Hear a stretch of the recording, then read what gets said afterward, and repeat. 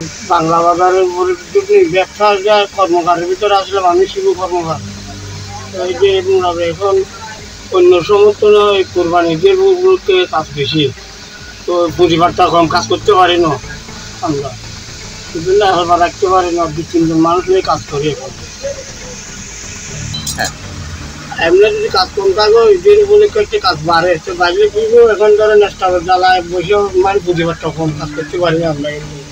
এখানে থাকি অনেক লোক আসে, এখানে লোক আসার পরে দরদাম করে ওটা কত দাম, আর কত দাম, চাপাতি কত দাম, আমি দাম বলি। তো আগের সে কোনো রেট একটু বাড়তি হলেও হইলে আর কারণে কাজ করতে পারতেছি না। তারপর আমার শিমুল দাদা আমার কোম্পানিও এরকম আমার বোধহয় টাকা পয়সা করতেছে, এরকমই কোনো কাজ যখন কম অবশ্যই এরকম, তখন যখন কোরবানির সময় সামান্য করে কাজের সব বেশি হয়। বাংলা বাজারের পরিস্থিতি ব্যবসা যা কর্মকারের ভিতরে আসলে আমি শুধু কর্মকার এই যে এখন অন্য সমস্ত এই কোরবানি ঈদের গুলোতে কাজ বেশি, তো পরিবারটা কম কাজ করতে পারি না আমরা, সেজন্য এখন রাখতে পারি না, 2-3 জন মানুষ নিয়ে কাজ করি এখন।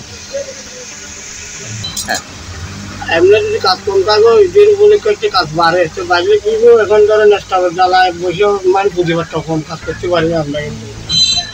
এখানে থাকি অনেক লোক আসে, এখানে লোক আসার পরে দরদাম করে ওটা কত দাম, আর কত দাম, চাপাতি কত দাম, আমি দাম বলি। তো আগের সে কোনো রেট একটু বাড়তি হলেও হইলে আর কারণে কাজ করতে পারতেছি না।